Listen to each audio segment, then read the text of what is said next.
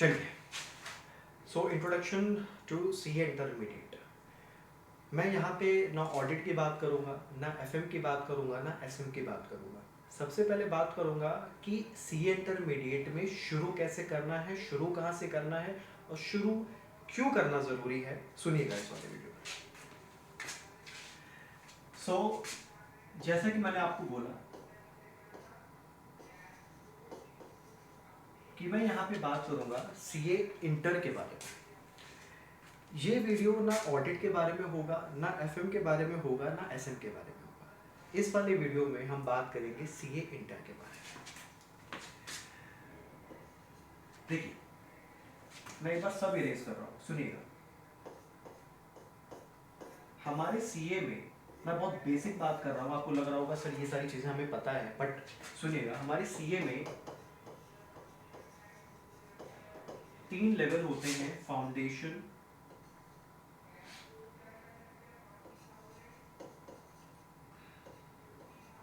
Inter और final.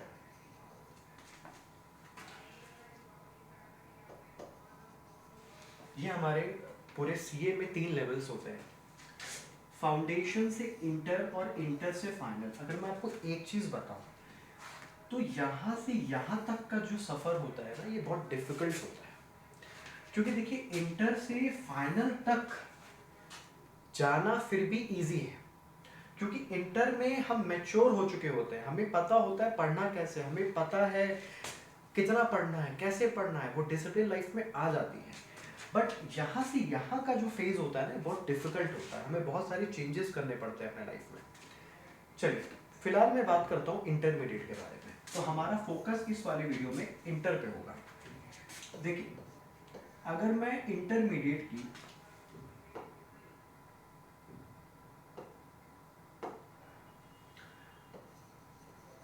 Subjects की बात करूं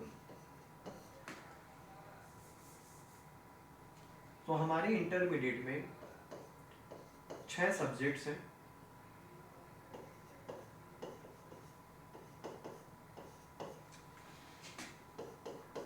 अकाउंट्स, लॉ, टैक्सेशन,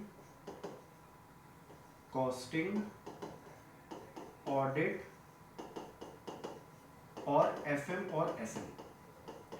हमारे पूरे सी इंटरमीडिएट में ये 6 सब्जेक्ट्स हैं, जिसमें से ये 3 सब्जेक्ट्स आपके ग्रुप 1 का पार्ट होते हैं और ये 3 सब्जेक्ट्स आपके ग्रुप 2 का पार्ट होते हैं। अब अपनी बातों को मैं आगे बढ़ा रहा हूं,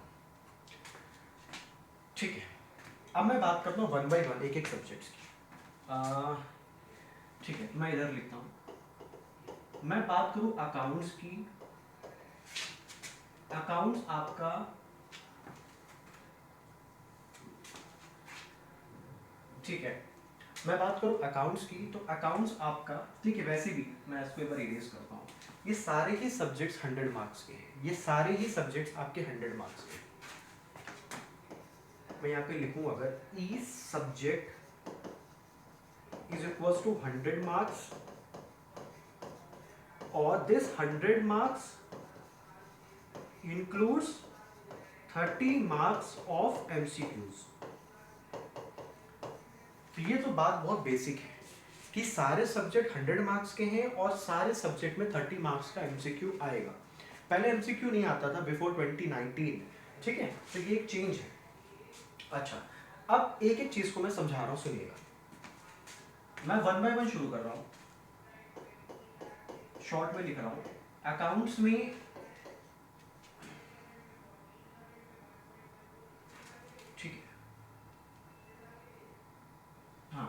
अकाउंट्स हमारा 100 मार्क्स का है।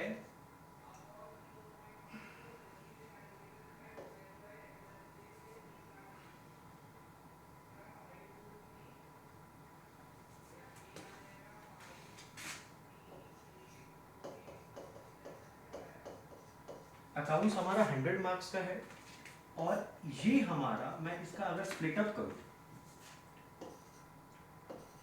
30 और 70, ध्यान रखिएगा अकाउंट्स हमारा प्रैक्टिकल पेपर है। क्या है ये? प्रैक्टिकल पेपर है। अच्छा, फिर बात करूँ लॉ की, तो लॉ में भी वही स्प्लिट अप है, 100 मार्क्स,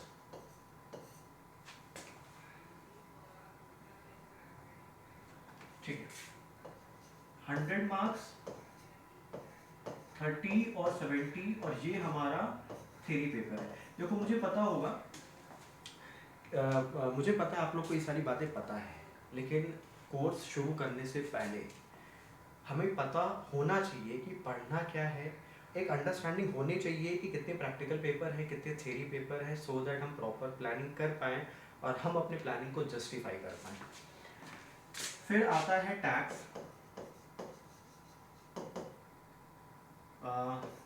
ठीक है, टैक्स भी आपका 100 मार्क्स का है, बट इसमें दो स्प्लिटअप है, 50 और 50। ये 50 मार्क्स का आपका डायरेक्ट टैक्स है और ये 50 मार्क्स का आपका इनडायरेक्ट टैक्स है।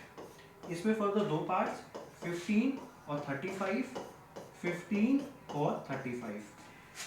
कोई जरूरत नहीं बताने की, दिस शुड बी एमसीक्यू। और ये जो 35 है, डायरेक्ट टैक्स का जो 35 है, ये आपका प्रैक्टिकल ओरिएंटेड है। क्या है? Practical oriented. और ये 35 है, दिस इज थ्योरेटिकल ओरिएंटेड, ठीक है। अच्छा, उसके बाद बात करूं अपना फोर्थ सब्जेक्ट की, जो है कॉस्टिंग। तो कॉस्टिंग भी हमारा 100 मार्क्स का होता है, जिसके दो पार्ट्स हैं, 30 और 70। 30 मार्क्स का हमारा आता है एमसीक्यूज और 70 मार्क्स का हमारा आता है प्रैक्टिकल। अच्छा, ओके, फिर हमारे 4 सब्जेक्ट्स हो गए, ठीक है। फिर आता है ऑडिट। ऑडिट 100 मार्क्स का है, दो पार्ट्स हैं इसके भी, 30 और 70। 30 मार्क्स का एमसीक्यूज आता है, लेकिन एक चीज ध्यान रखिएगा, आजकल एमसीक्यूज जनरल एमसीक्यूज नहीं आते हैं, केस सिनेरियोज एमसीक्यूज आते हैं, ठीक है। तो बहुत इंपॉर्टेंट चीज है कि पहले के समय में स्ट्रेट फॉरवर्ड एमसीक्यूज आते थे कि define this blah blah blah, straight forward MCQs आते थे, अटेम्प्ट हो जाते थे, स्कोरिंग होता था। आजकल एमसीक्यूज जो आते हैं केस सिनेरियो बेस्ड आते हैं। ये 70 थियोरेटिकल है। Last FM and SM 100 marks, दो पार्ट्स हैं इसके भी, 50, 50, 15, 35, 15, 35। ये एफएम की बात मैं कर रहा हूँ, ये एसएम की बात मैं कर रहा हूँ। इस 15 मुझे ज़रूरत नहीं बताने की, ये एमसीक्यूज होगा, ये भी एमसीक्यूज होगा, लेकिन जो एफएम का 35 मार्क्स है ये आपका प्रैक्टिकल होगा और एसएम का 35 मार्क्स है ये आपका थियरी होगा। अब मैं यहाँ पे अपने कंक्लूजन पे आ रहा हूँ। मेरा कंक्लूजन क्या कहता है, एक सेकंड दीजिएगा। Hello, mic check, mic check, ठीक है। मेरा कंक्लूजन क्या कहता है, यहाँ पे मेरी बात को बहुत आराम से समझिएगा। मैं आपके सामने एक अपना कंक्लूजन रखने वाला हूँ। मेरा कंक्लूजन क्या है ये सुनिएगा। टोटल 6 सब्जेक्ट्स हैं ग्रुप 1,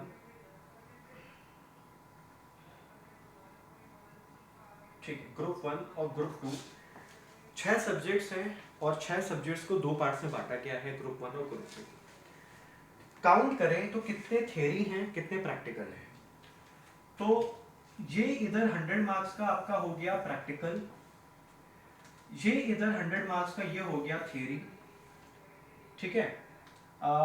ये इधर 50 मार्क्स का हो गया प्रैक्टिकल, ये इधर 50 मार्क्स का हो गया थ्योरी, ये इधर 100 मार्क्स का हो गया प्रैक्टिकल, ये इधर 100 मार्क्स का हो गया थ्योरी, ये इधर 50 मार्क्स का हो गया प्रैक्टिकल और 50 मार्क्स का हो गया थ्योरी। अब आप टोटल करके देखो अगर, तो इधर 100 प्रैक्टिकल, फिर इधर 50 150, फिर इधर 100 250, फिर इधर 50 300। तो आउट ऑफ 600 300 आपके प्रैक्टिकल में कवर होते हैं। थ्योरी की बात करें स्टार्टिंग विद लॉ, तो 100 प्लस 50 150, मैं थ्योरी की बात कर रहा हूँ, ठीक है। 150, फिर ये हो गया 250, फिर दिस इज 300। तो इंटरमीडिएट में प्रैक्टिकल और थ्योरी का दोनों का एक जैसा वेटेज है। यहाँ पे वो लॉजिक काम नहीं करेगा, सर हमारा प्रैक्टिकल स्ट्रॉन्ग है, सर हमारा थ्योरी स्ट्रॉन्ग है, आपका दोनों स्ट्रॉन्ग होना चाहिए और दोनों पे आपको इक्वली इंपॉर्टेंस प्लेस करना है। चलिए बात को आगे बढ़ाता हूँ मैं। तो मैंने आपको पहले ही बोला था कि मैं इस वाले वीडियो में डायरेक्ट ऑडिट, एफएम, एसएम या किसी सब्जेक्ट में जंप नहीं करूंगा। पहले ये क्लैरिटी देना जरूरी है कि इंटरमीडिएट में है क्या चीज। अब मैं अपने डिस्कशन को आगे बढ़ा रहा हूं।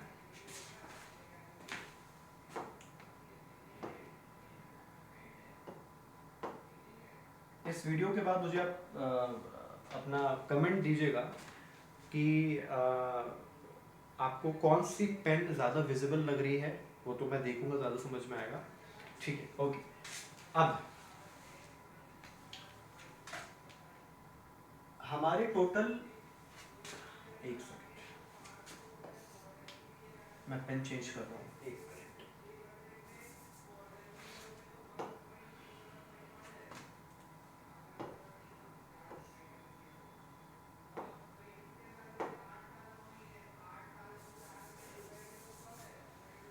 ठीक है, अब मेरी बात को सुनिएगा बहुत आराम से। अब एक जो क्वेश्चन आता है, एक जो क्वेश्चन आता है कि सर हमें सिंगल ग्रुप करना है कि बोथ ग्रुप करना है, पहले मैं उसको आंसर करता हूँ, फिर प्लानिंग की बात करता हूँ कि कैसे क्या चीज़ें पढ़नी है। अब सुनिएगा, जैसे कि मैंने आपको बोला कि आपके टोटल 6 सब्जेक्ट्स हैं, 3 ग्रुप 1 के, 3 ग्रुप 2 के, टोटल 6 सब्जेक्ट्स हैं। बहुत सारे एस्पिरेंट्स ऐसे हैं जिनके मन में ऐसा क्वेश्चन आना जायज़ है कि सर हमें सिंगल ग्रुप करना है कि बोथ ग्रुप करना है, किस में सेफ रहेगा, किस में थोड़ा रिस्की रहेगा। तो मैं उसको आंसर करने की कोशिश करता हूँ, बाकी डिसाइड आप करना, ठीक है। देखिए, मैं बात करता हूँ कि अगर एक एस्पिरेंट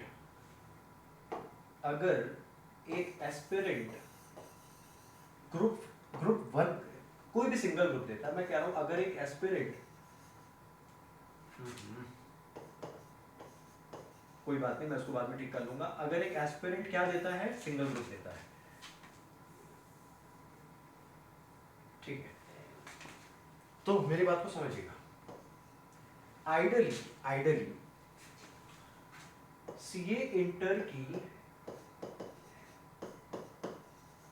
प्रिपरेशन से लेकर सीए इंटर के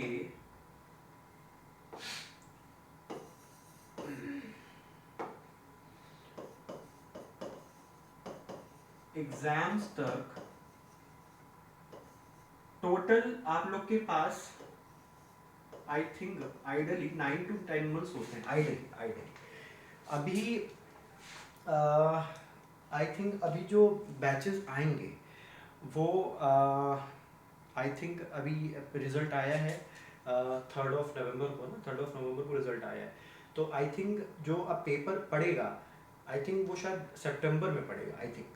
तो अगर आप काउंट करके देखो तो सितंबर उधर हो गया 9 मंथ्स और इधर हो गया, सितंबर भी छोड़ देते हैं 8 मंथ्स और प्लस 1 मंथ, ठीक है। तो अप्रॉक्स आपके पास 9 to 10 मंथ्स होते हैं, ठीक है। आइडियली मैं बोल रहा हूँ 15-20 दिन ऊपर नीचे आप कर सकते हो। अब मैं अगर बोलूं कि अगर कोई एस्पिरेंट, एक सेकेंड रुकिएगा, अगर कोई एस्पिरेंट सिंगल ग्रुप देता है तो उसके पास टोटल कितने मंथ्स हैं, 9 मंथ्स है, ठीक है।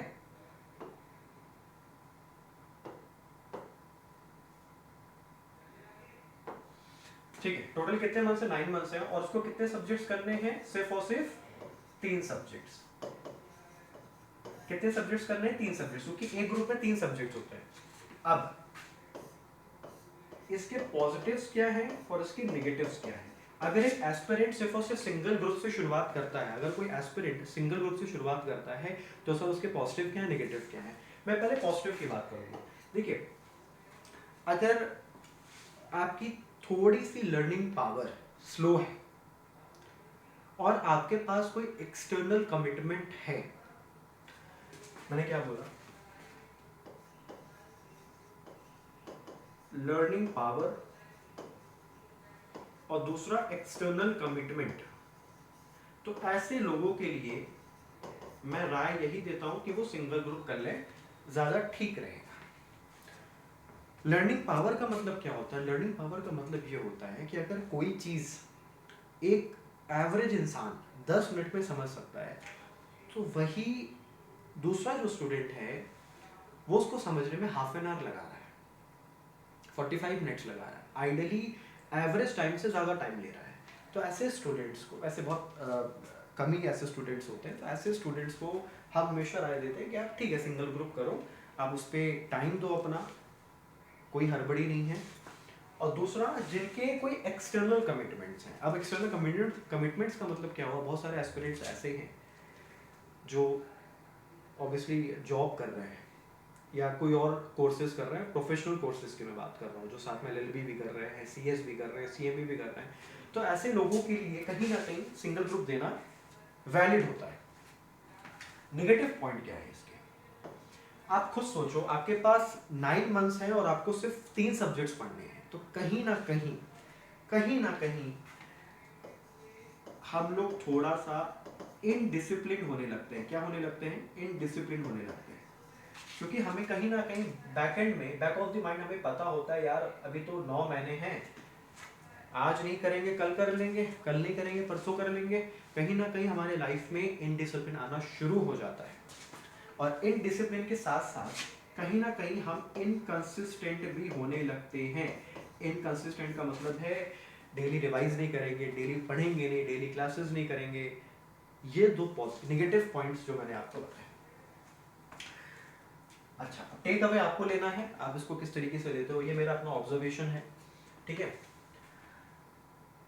तीसरा जो नेगेटिव पॉइंट ये निकल के आता है कि ऐसा देखा गया है, ऐसा पास्ट में देखा गया है कि जो सिंगल ग्रुप देते हैं उनका रिजल्ट्स कंपैरेटिवली, उनका रिजल्ट कंपैरेटिवली बोथ ग्रुप वालों से थोड़ा सा लो आता है। क्या आता है?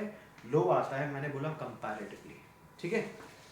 अच्छा, फिर मैं अगर दूसरी साइड, देखो अगर मैं एक ही साइड की बात करूंगा तो गलत हो जाएगा, ठीक है। मैं दूसरी साइड की बात करूं कि अगर आप बोथ ग्रुप करते हो, अब डिसाइड आपको करना है, तो ये मेरे साथ मस्करी बहुत कर रहा है, कोई बात नहीं। बोथ ग्रुप की अगर मैं बात करूं, बोथ ग्रुप में आपके पास कितने सब्जेक्ट्स होते हैं? मत कर भाई, 6 सब्जेक्ट्स होते हैं। अब मैं इसके भी पॉजिटिव्स और इसके भी नेगेटिव आपके साथ डिस्कस करता हूं। Positive negative, positive negative. अगर मैं आपको बोलूं कि आपके पास 9 मंथ्स हैं and you have to complete 6 subjects, कहीं ना कहीं आप लाइफ में, आप उस टाइम ड्यूरेशन में, आप उस बाउंड्री में आप कोई भी ऐसा काम नहीं करोगे जिससे आप अपने टारगेट से डिविएट हो। कहीं ना कहीं आपके अंदर एक डिसिप्लिन आ जाएगा।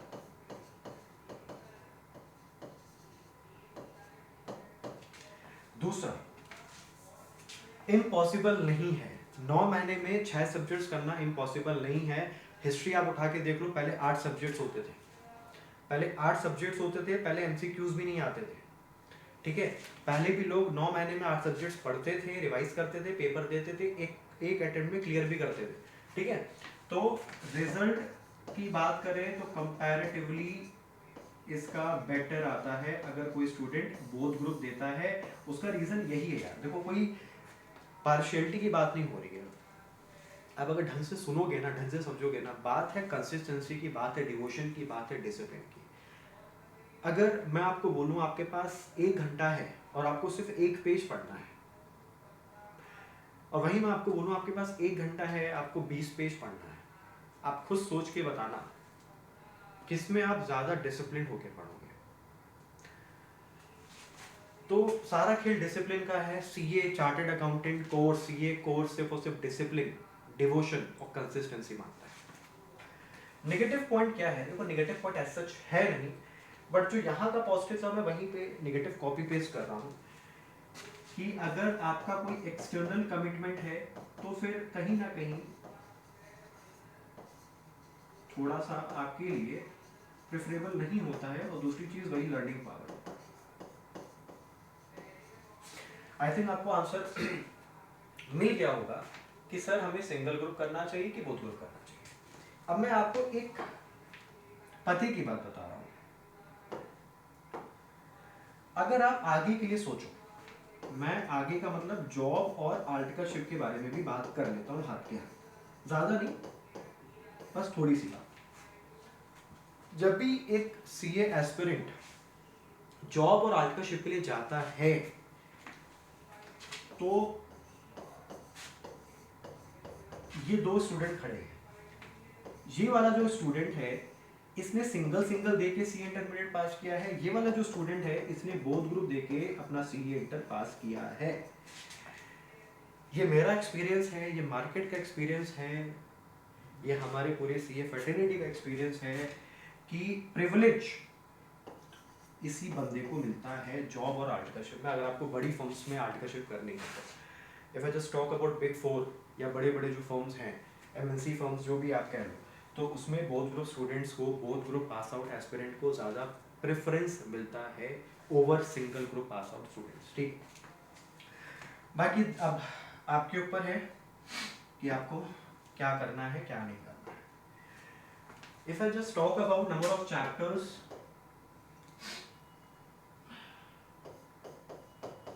if I just talk about number of chapters कि जो आपके पूरे सीए इंटरमीडिएट में हैं, तो टोटल 94 चैप्टर्स हैं, आप इसको टैली कर सकते हो। पूरे सीए इंटरमीडिएट में, पूरे सीए इंटरमीडिएट में accounts, law, tax, costing, audit, FM, SM सबको अगर जोड़ा जाए तो टोटल एक एस्पिरेंट को 94 चैप्टर्स कंप्लीट करने होते हैं। 94 चैप्टर्स काउंट कर लेना आप खुद से, 94 चैप्टर्स हैं, आप काउंट कर लेना खुद से। अब बात करते हैं प्लानिंग। देखिए टोटल 9 मंथ्स निकल के आ रहे हैं, 15-20 दिन ऊपर नीचे रखते हैं, टोटल 9 मंथ्स निकल के आ रहे हैं, जिसमें से 6 मंथ में आपको 6 मंथ में आपको अपनी क्लासेस कंप्लीट करना है, और 3 मंथ्स आपको रखना है रिवीजन्स के लिए। बहुत इंपॉर्टेंट बात मैं आपके साथ डिस्कस कर रहा हूँ, बहुत सारे एस्पिरेंट यहीं पे फेल होते हैं, उनका फेल होने का सिलसिला ना यहीं से शुरू हो जाता है। उनको लगता है यार 9 महीने हैं, 10 महीने हैं, और क्या ही है, 6 सब्जेक्ट्स हैं, कर लेंगे, टाइम है कर लेंगे। लेकिन ये बहुत इंपॉर्टेंट चीज़ है, अगर आप 3 महीना अपने रिवीजन के लिए नहीं रखते हो, आप खुद सोचो ना, इतना वास्ट कोर्स है, डिफिकल्ट नहीं बोलूँगा लेकिन वास्ट है, तो आपको रिवाइज करना पड़ेगा, एक बार नहीं, 2 बार नहीं, 3 बार रिवाइज करना पड़ेगा। ठीक है, तो अगर आप 3 महीना, मैं मिनिमम बोल रहा हूँ, ठीक है, वैसे तो हम लोग एडवाइस करते हैं 4 महीना, लेकिन 3 महीना मिनिमम बोल रहा हूँ, ये आपको देना पड़ेगा, रखना पड़ेगा। You have to keep this 3 month aside, ठीक है, और ये 6 महीने में आपको पूरी क्लासेस कंप्लीट करनी है। मतलब आपके 94 चैप्टर्स हैं, divide by 6 month, average out 15 से 16 चैप्टर्स आपके हर महीने होने चाहिए। वीक की बात करें, वीक की, ठीक है, तो हर हफ्ते आपके 4 चैप्टर्स होने चाहिए। अब डिसाइड आपको करना है कि आपको क्लासेस कब शुरू करनी है। आप जितना डिले करोगे, आप सोचोगे नहीं नेक्स्ट वीक कर लेंगे, 15 दिन बाद कर लेंगे, तो आपके चैप्टर्स की अपॉर्चुनिटी कॉस्ट बढ़ती चली जाएगी। तो आई थिंक एक आपको वॉक थ्रू मिल गया होगा, एक आपको एक बैकग्राउंड मिल गया होगा, शुरू कब करना है, कैसे करना है, क्यों करना है। ठीक है, ओके। सो अब मैं अगर बात करूं अपने बारे में, हम कोर्स में कैसे आपको पढ़ाने वाले हैं, क्या टाइमिंग होगा, क्या क्या कंटेंट देने वाले हैं, बहुत आराम से मेरी बात को सुनिएगा। अब यहाँ पे बात आपकी काम की है, बहुत आराम से मेरी बात को सुनिएगा। हम कोर्स में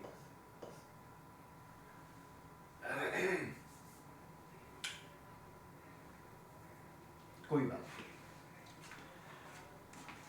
देखिए मैं अगर अपनी बात करूं, ठीक है, स्टार्टिंग मैं अगर अपनी बात से शुरू करूं तो देखिए मैं पढ़ाता हूं ऑडिट एंड एफएमएसएम। मैं क्या पढ़ाता हूं? ऑडिट एंड एफएमएसएम, ये मेरा सब्जेक्ट है।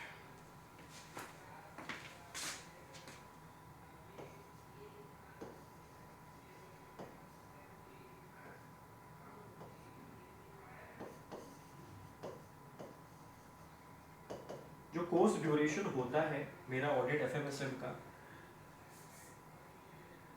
वो होता है 4 to 5 months. 4 to 5 months.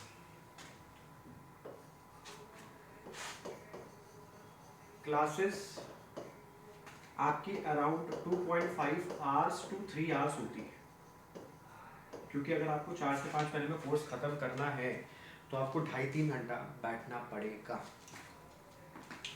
Normally मैं आपको बात करूं तो मेरी जो क्लासेस की टाइमिंग्स होती है, मैं नॉर्मली बात कर रहा हूं, वो होती हैं फ्रॉम 11 AM टू 2 PM। ये डेली होती हैं मंडे टू सैटरडे, और हर संडे को टेस्ट होते हैं जो कि मैंडेटरी हैं सबके लिए। अगर कोई स्टूडेंट मुझसे पढ़ रहा है तो टेस्ट दिए बिना मैं अपनी बात को आगे नहीं बढ़ाता हूं, मैं चैप्टर को आगे नहीं बढ़ाता हूं। टेस्ट देना मैंडेटरी है।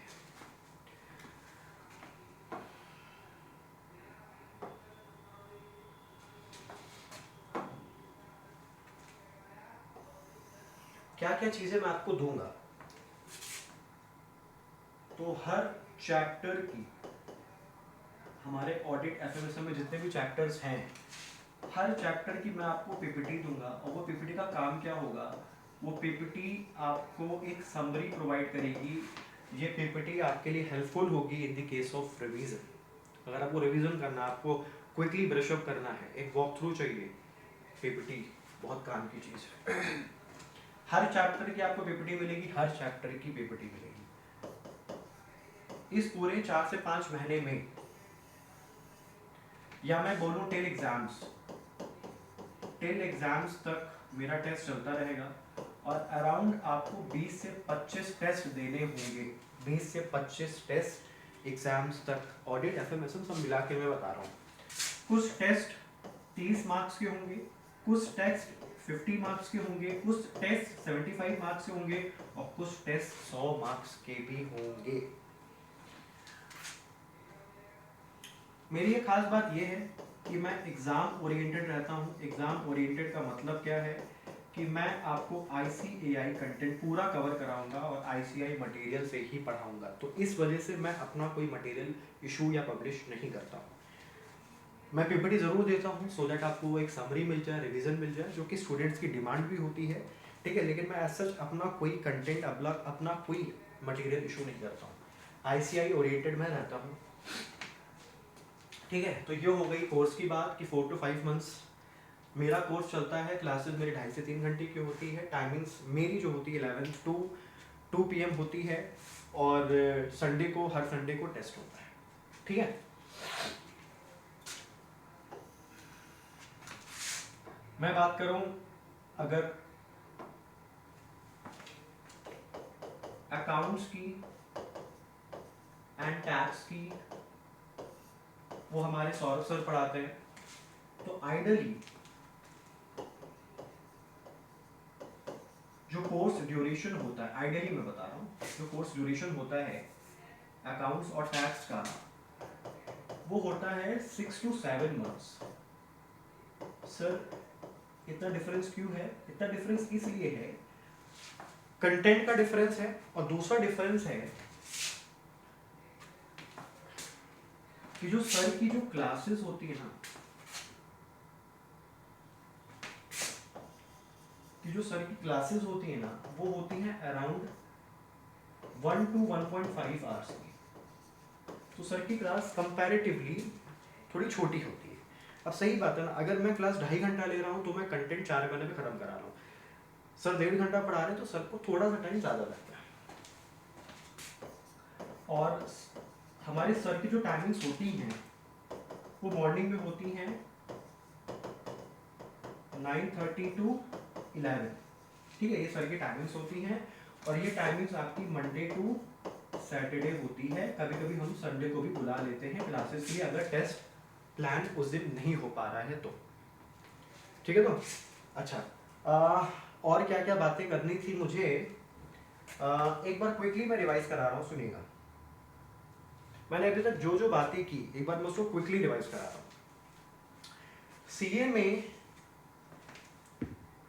सीए में हमारे 3 कोर्सेज हैं, फाउंडेशन, इंटर और फाइनल। 6 सब्जेक्ट्स हर एस्पिरेंट्स को पढ़ने होते हैं, accounts, law, tax, costing, audit, एफएमएसएम।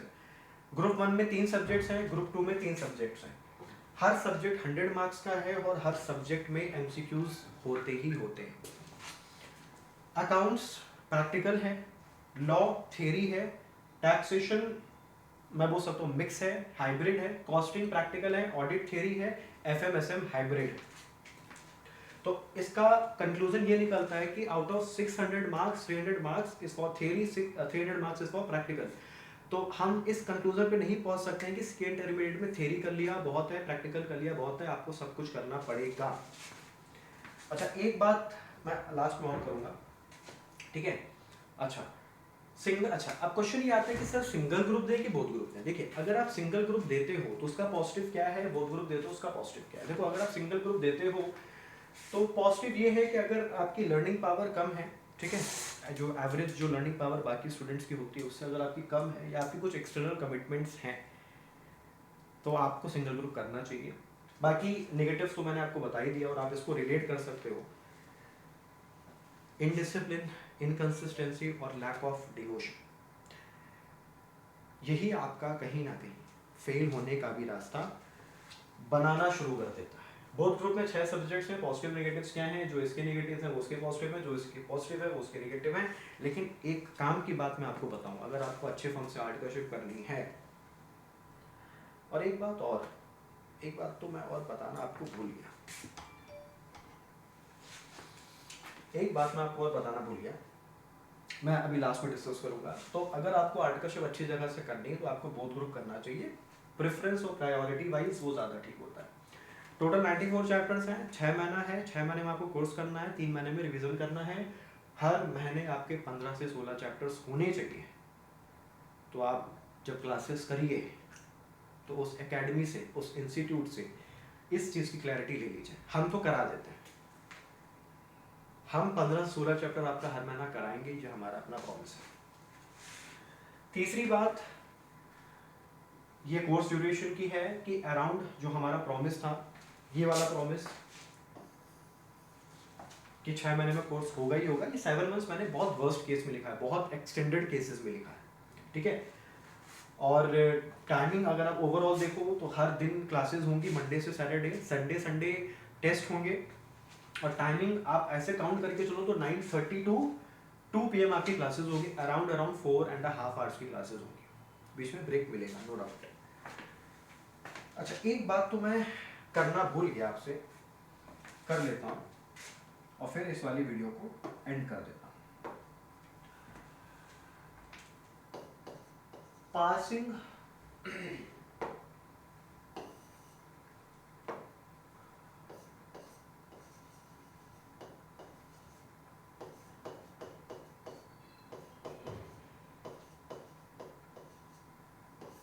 Passing criteria क्या है इंटरमीडिएट में, तो देखिए 600 मार्क्स आपको चाहिए।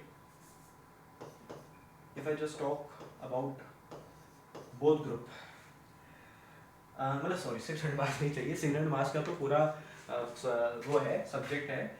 और इसमें से आपको पास होने के लिए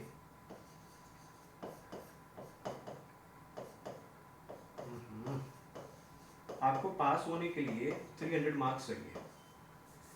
कितने चाहिए? 300 मार्क्स, मतलब आपको 50% मार्क्स चाहिए। तो ये पहली क्राइटेरिया है। दूसरी क्राइटेरिया, हर सब्जेक्ट में मिनिमम 40 मार्क्स होने चाहिए। हर सब्जेक्ट में मिनिमम 40 मार्क्स होने चाहिए। एग्जाम्पल दूं अगर मैं, अगर ये कोई एस्पिरेंट है, मान लेते हैं कोई एस्पिरेंट है। कौन है? एस्पिरेंट, जिसने अपना बोथ ग्रुप दिया,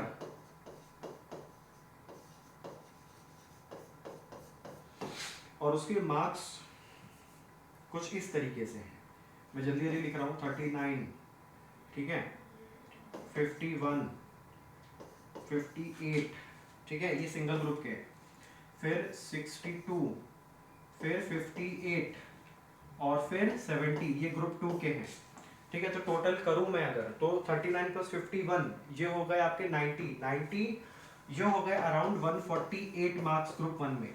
ग्रुप 2 का अगर मैं काउंट करूं तो 62 और प्लस 58 120 और ये हो गया 190। ठीक है, अगर आप टोटल करो इसको तो कितना हो गया? अराउंड हो गया, मैं सही टोटल कर रहा हूँ ना, 90 और प्लस 58 148 और ये हो गया 120। हाँ ठीक है, आप देख लेना एक बार, ये हो गया आई थिंक 338। अब क्वेश्चन ये आता है कि क्या सर ये एस्पिरेंट पास माना जाएगा? पहली बात, ये दोनों ही एंड कंडीशन है। क्या है? एंड कंडीशन, मतलब दोनों ही आपको सेटिस्फाई करना जरूरी है। तो आप मुझे बताइए, क्या ये एस्पिरेंट पास माना जाएगा? सर जो आपने पहला पॉइंट बताया कि 300 मार्क्स चाहिए, तो वो तो ये पूरा कर रहा है, तब तो ये पास है। लेकिन नहीं, मैंने ये भी बोला आपको कि हर सब्जेक्ट में मिनिमम 40 मार्क्स चाहिए। हर सब्जेक्ट में मिनिमम 40 मार्क्स चाहिए। तो यहाँ पे ये फेल हो गया।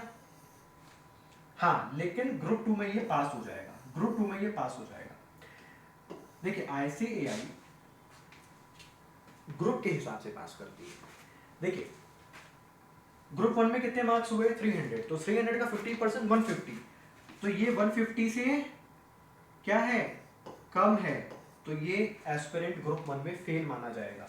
ये एस्पिरेंट ग्रुप 1 में फेल माना जाएगा, मतलब उसको ग्रुप 1 री अटेम्प्ट करना पड़ेगा। ग्रुप 2 में ये पास माना जाएगा क्योंकि ये 150 से ज्यादा है और सब में 40 मार्क्स से ज्यादा है, तो ये इसमें पास माना जाएगा। तो उसको ग्रुप 1 री अटेम्प्ट करना पड़ेगा। ठीक है, इसमें और भी चीजें हैं, कुछ प्रोज एंड कॉन्स और हैं, कुछ कंडीशंस और हैं, वो बाद में कभी चर्चा करेंगे। लेकिन मैंने बेसिक लेवल पे, तो कभी आप स्टार्ट कर रहे हो तो बेसिक लेवल पे मालूम होना चाहिए कि 600 मार्क्स में 300 मार्क्स हमको स्कोर करना ही है पास होने के लिए।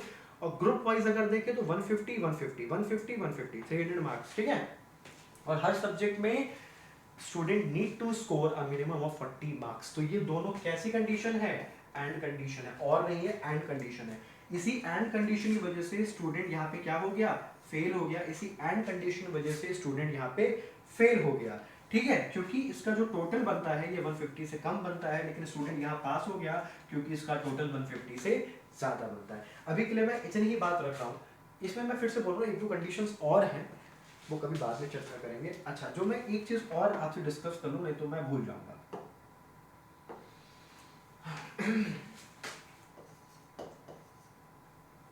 अगर कोई सिंगल ग्रुप वाला बंदा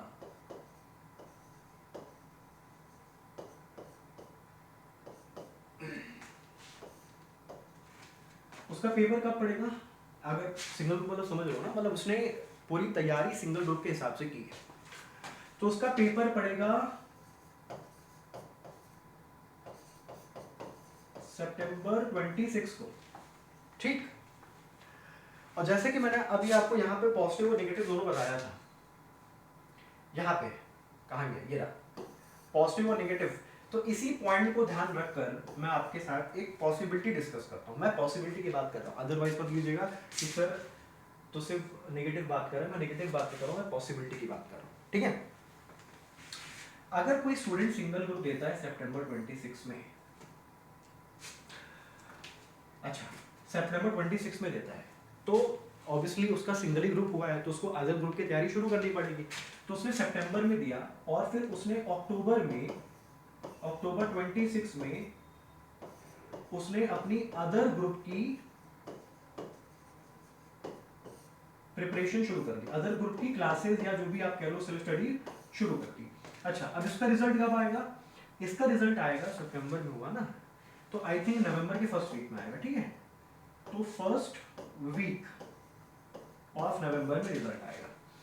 मैं पॉसिबिलिटी की बात कर रहा हूँ, व्हाट इफ ही और शी गॉट फेल्ड, ठीक है।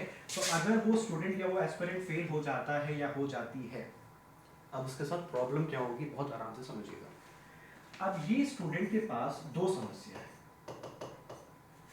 पहली समस्या कि बॉस, पहली समस्या तो ये है कि मुझे ये सिंगल ग्रुप रीअटेम्प्ट करना पड़ेगा, और जो मैंने अदर ग्रुप उठा लिया उसको भी मुझे फिनिश करना है। आप इस पॉसिबिलिटी को समझो कि जो सिंगल ग्रुप का रिजल्ट आया उसमें तो वो बच्चा फेल हो गया। देखो, मैं वर्स्ट केस की बात कर रहा हूँ, पास हो गया तो अच्छी बात है, लेकिन मैं वर्स्ट केस की बात कर रहा हूँ। हमेशा हर चीज़, एक चीज़ आप ध्यान रखिएगा, अगर आप इस वीडियो को देख रहे हैं, हर चीज़ का वर्स्ट केस लेकर ही जिंदगी को आगे चलाइए। वर्स्ट केस लेने से क्या होता है ना, प्लानिंग और अच्छी होती है। पास हो गया बहुत बढ़िया, लेकिन मैं कह रहा हूँ अगर फेल हो गया, आप हालात को समझिए, उसके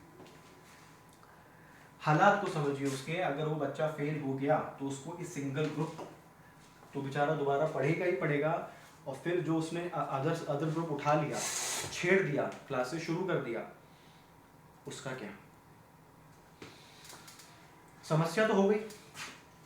और वो जो अटेम्प्ट देगा, अब जो जनवरी दे नहीं पाएगा, क्योंकि सिंगल ग्रुप की क्लासेस ही मिनिमम 3 महीना ले लेती है। उसने अक्टूबर में शुरू किया, तो अक्टूबर, नवंबर, दिसंबर, जनवरी में तो दे नहीं पाएगा। अब बचा मई, ठीक है। अब वो मई में अटेम्प्ट देगा, मई 2027 को। लेकिन अब प्रॉब्लम क्या होगी, सुनिएगा। ये क्लासेस करने में ही जनवरी 2026 आ जाएगा। अब जो बचा फरवरी, मार्च, अप्रैल, 3 ही महीना बचा है। अब उसको 3 महीने में ये भी रिवाइज करना है और ये भी रिवाइज करना है, तो अब ये थोड़ा सा ज़्यादा चैलेंजिंग हो जाएगा। मैं इम्पॉसिबल नहीं बोल रहा हूँ, ठीक है। हमारे डिक्शनरी में वैसे भी अगर आप सीए कर रहे हो या कोई भी कोर्स आप कर रहे हो, अच्छा खासा प्रोफेशनल कोर्स, तो उसमें इम्पॉसिबिलिटी की बात नहीं होती है। लेकिन हम लोग एक पॉसिबिलिटी की तो बात करते ही हैं ना, कि अगर ऐसा हो गया तो हमें तैयार होना ही पड़ेगा ना पहले से। आप खुद सोचो उस एस्पिरेंट का माइंडसेट क्या होगा। बेचारा अक्टूबर में उसने शुरू किया खुशी खुशी, उसको पता भी नहीं था कि मैं फेल हो सकता हूँ या हो सकती हूँ, और रिजल्ट आ गया नेगेटिव। हफ्ता भर लग जाएगा उसको समझने में कि क्या करूँ, कैसे करूँ। तो उसके पास दो चैलेंजेस हो जाएंगे कि एक तो ये क्लासेस जो मैंने छेड़ी है उसको ख़त्म करना है, और फिर जो मेरा ग्रुप नहीं क्लियर हुआ उसको दोबारा पढ़ना है। दूसरी पॉसिबिलिटी की बात करता हूँ कि अगर कोई बोथ ग्रुप वाला एस्पिरेंट है और जिसने सितंबर 26 में पेपर दिया, ठीक है, मैं बोल रहा हूँ बोथ ग्रुप वाला, ठीक है, तो इसका रिजल्ट कब आएगा? वही सेम चीज, नवंबर के फर्स्ट वीक में। चलो वर्स्ट केस बोल रहा हूँ, ये भी बच्चा फेल हो जाता है, तो क्या इसको क्लासेस करनी है? जैसे यहाँ पे तो ये बच्चा क्लास कर रहा था, क्या यहाँ पे क्लासेस करनी है? नहीं करनी, यहाँ पे क्लासेस नहीं करनी है। मतलब वो यहाँ से भी अगर 2 महीना बैठता है और ढंग से रिवीजन करता है, तो वो अपना अगला अटेम्प्ट जनवरी 2027 में दे सकता है और क्लियर कर सकता है। तो आप यहाँ पे डिफरेंस देख पा रहे होंगे कि बोथ ग्रुप में आपका टाइम सेव होता है। अगर आपका क्लियर हो गया तो टाइम सेव हो ही रहा है, और क्लियर नहीं भी हुआ तो भी आपका टाइम सेव हो रहा है। लेकिन आप सिंगल दे के पास होते हो अगर, चलो मैं कह रहा हूँ यहाँ पे वो बच्चा पास भी हो गया सितंबर 26 में, तो अगला अटेम्प्ट में ही देगा, वो में ही दे पाएगा वो। क्यों? क्योंकि देखो अगर वो अक्टूबर में क्लासेस शुरू करता है तो क्लासेस खत्म होते होते जनवरी हो जाएगा, क्लासेस खत्म होते होते जनवरी हो जाएगा। हेलो, हाँ, क्लासेस खत्म होते होते जनवरी हो जाएगा, उसको रिवीजन के लिए भी टाइम चाहिए, तो वो में ही दे पाएगा। लेकिन मैं बोलूँ अगर एक एस्पिरेंट बोथ ग्रुप देता है तो उसका सितंबर में सी इंटर खत्म हो जाएगा, अगर क्लियर हो जाता है तो, नहीं क्लियर होता है तो जनवरी। तो दोनों ही केसेस में बोथ ग्रुप देना विन विन सिचुएशन होती है। तो ये था मेरा डिस्कशन, मेरे एंड से जो डिस्कशन मुझे करना था, ठीक है। ये ज़्यादा इंपॉर्टेंट डिस्कशन था कि अगर एक एस्पिरेंट सिंगल ग्रुप देने के बावजूद फेल हो जाता है तो फिर उसकी सिचुएशन बहुत चैलेंजिंग और बहुत डिफिकल्ट हो जाती है। और अगर बोथ ग्रुप दे के फेल होता है तो उतनी चैलेंजिंग नहीं होती है, उसको सिर्फ और सिर्फ रिविजन चाहिए, सिर्फ और सिर्फ ब्रशअप करना है, बस वो 2-2.5 महीने में मैनेज हो सकता है। चलिए, तो इस वाले वीडियो में इतना ही रखते हैं। नेक्स्ट वीडियो जो मैं बनाऊंगा उसमें मैं ऑडिट का इंट्रोडक्शन और ऑडिट का डेमो कवर करूंगा। होपफुली आपने इस वाली वीडियो में काफ़ी कुछ सीखा होगा, समझा होगा। एक बात मेरे हमेशा ध्यान रखिएगा, कभी भी ब्लाइंडली कुछ भी शुरू मत कीजिए, प्रॉपर प्लानिंग के साथ शुरू कीजिए। देखिए इंटरमीडिएट है, ये फाउंडेशन नहीं है, ये इंटरमीडिएट है, प्रॉपर प्लानिंग के साथ शुरू कीजिए। मैंने एक एक चीज़ आपके साथ डिस्कस की है, एक एक चीज़, एक एक बातें, इसी वजह से मुझे टाइम लगा और ये वीडियो भी अप्रॉक्स 45-46 मिनट्स का अभी तक बन चुका है, ठीक है। तो मैंने अपने एंड से बहुत बारीकी से आपको चीज़ें समझाई है। इंटरमीडिएट डिफिकल्ट तो बोलना सही नहीं है, बट वास्ट है, चैलेंजिंग है। और जो एक शिफ्ट होता है ना फाउंडेशन से इंटर का, फाउंडेशन में का कंटेंट, इंटरमीडिएट का कंटेंट, फाउंडेशन की क्लासेस, इंटरमीडिएट की क्लासेस, फाउंडेशन में पासिंग परसेंटेज, इंटर का पासिंग परसेंटेज, बहुत डिफरेंस है, बहुत डिफरेंस है। मेहनत कंटेंट है इंटरमीडिएट में, डफ नहीं है, डिफिकल्ट नहीं है। अगर आप कंसिस्टेंट हो, डिसिप्लिन हो, स्टेबल हो, फोकस हो, आप पास हो सकते हो। डायरेक्टली पढ़ाई शुरू मत कीजिए कि यार रिजल्ट आ गया मैं तुरंत अब क्लासेस शुरू करता हूँ, नहीं। आप पहले ये सारे जो मैंने पॉइंट्स आपके साथ डिस्कस किए हैं इसको पहले बारीकी से सुनिए, समझिए, फिर अपनी क्लासेस शुरू कीजिए। और क्लासेस वहीं से शुरू कीजिए जो आपका कोर्स 6 महीने में ख़त्म करा दे, क्योंकि ये बहुत इंपॉर्टेंट चीज़ है। अगर आपका 6 महीने में कोर्स ख़त्म नहीं होगा तो आपको रिवीजन का टाइम नहीं मिलेगा, और ये रिवीजन का टाइम बहुत ज़्यादा इंपॉर्टेंट है, यही आपका पास और फेल डिसाइड करेगा। चलिए, इस वाली वीडियो में इतना ही रखते हैं। होपफुली आपने बहुत कुछ सीखा होगा, और हमसे कनेक्ट होने के लिए आप हमारे चैनल को सब्सक्राइब कर सकते हैं, ठीक है। और अपने वैल्यूबल कमेंट्स दीजिएगा कैसा लगा ये वीडियो, और stay tuned for coming videos. Next वाले वीडियो में मैं ऑडिट का डेमो वीडियो लेके आने वाला हूँ। ऑडिट, FMSM, जैसे मैंने आपको बोला, ये मेरे सब्जेक्ट्स हैं। चलिए, सो इस वाले वीडियो में इतना ही रखते हैं।